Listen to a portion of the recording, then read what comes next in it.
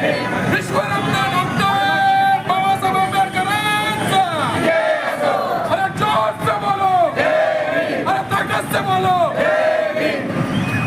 अरे या बुद्ध मूर्त्या तोडणाऱ्या सरकारचं करायचं काय? या बुद्ध विहार तोडणाऱ्या सरकारचं करायचं काय? तोडणाऱ्या सरकारचं करायचं काय? या बुद्ध मूर्त्या तोडणाऱ्या सरकारचं करायचं काय? पॅन्थर्स रिपब्लिकन पार्टीचा, पॅन्थर्स रिपब्लिकन पार्टीचा. सूर्यकांता मॅडम तुम आगे बढ़ो, किसान दादा तुम आगे बढ़ो. पॅन्थर्स रिपब्लिकन पार्टीचा या जातीवादी सरकारचं करायचं काय? या जातीवादी सरकारचं करायचं काय? या बुद्ध मूर्त्या तोडणाऱ्या सरकारचं करायचं काय? या बुद्ध मूर्त्या तोडणाऱ्या सरकारचं करायचं काय?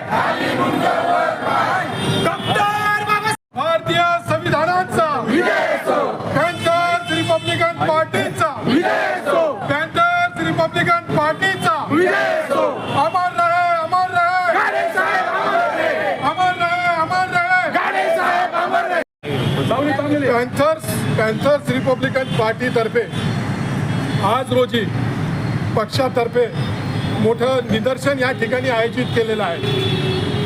पॅन्थर्स रिपब्लिकन पार्टीच्या राष्ट्रीय अध्यक्ष सौ सूर्यकांता गंगाधर गाडे यांच्या नेतृत्वाखाली हे भव्य असं निदर्शन पक्षातर्फे या ठिकाणी आयोजित करण्यात आलेलं आहे. पक्षात या ठिकाणी उपस्थित असलेले पॅन्थर्स रिपब्लिकन पार्टीचे आमचे शहर अध्यक्ष, जिल्हा अध्यक्ष, आमचे महिला अध्यक्ष आणि सर्व पदाधिकारी या ठिकाणी उपस्थित आहेत. आपल्याला माहीतच असेल आमचा जो विषय आज आहे तो विषय आहे की कल्याण येथील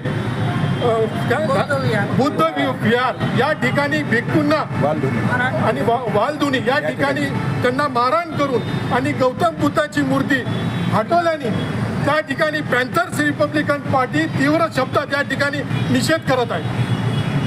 वारंवार समाजाला टार्गेट केल्या जात आहे. हा जातीवादीपणा आहे का? याला सर्वस्वी सरकार जबाबदार आहे का? अगदी बरोबर आहे. याला जे शासन गेल्या अनेक वर्षापासून या ठिकाणी राज्य करत आहेत यांचा एकच ध्येय आहे की जे दलित आहेत ते अस्पृश्य आहेत यांना ज्या पद्धतीने यांना कसं यांच्या मूर्त्या असतील, भिक्खू असतील यांना कसं हे करता येईल या पद्धतीने ते त्यांचं हे करत आहे. दादा पालकमंत्री आपल्या समाजाचे आहे, त्यांचं या घटनेकडे फारसं गांभीर्याने लक्ष नाही असं वाटतंय का तुम्हाला?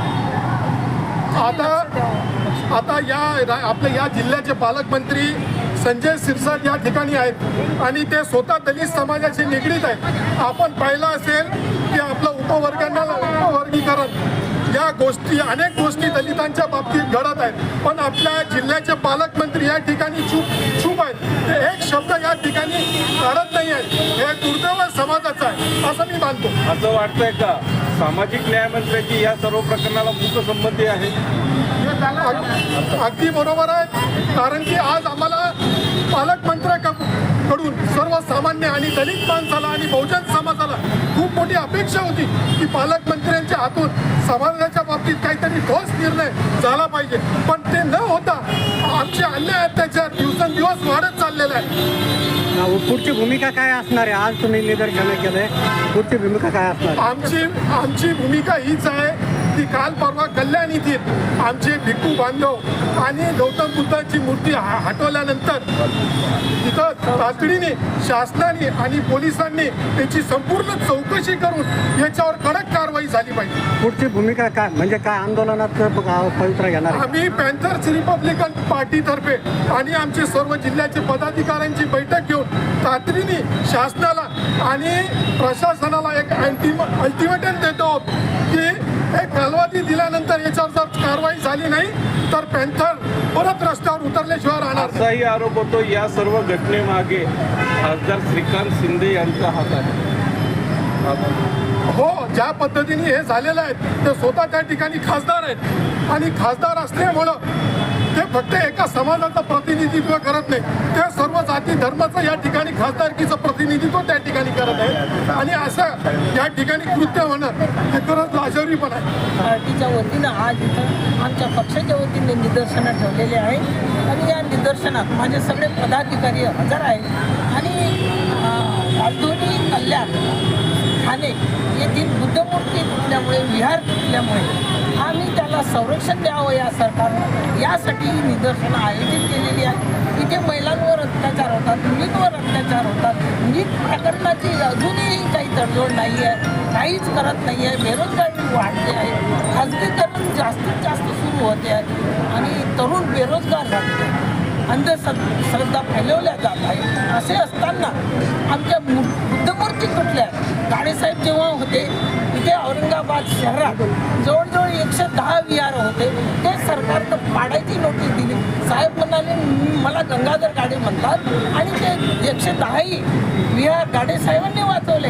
हे सर्व औरंगाबादकरांना माहिती आहे आणि जे काही आमचे लोक आहेत जिथे जिथे विहार असतील तिथे तिथे त्या जागेची किंमत ठरवून त्यांची काय ॲडव्हान्स देऊन त्यांना साहेबांनी हे म्हणजे रेग्युलराईज केलेले आहेत विहार.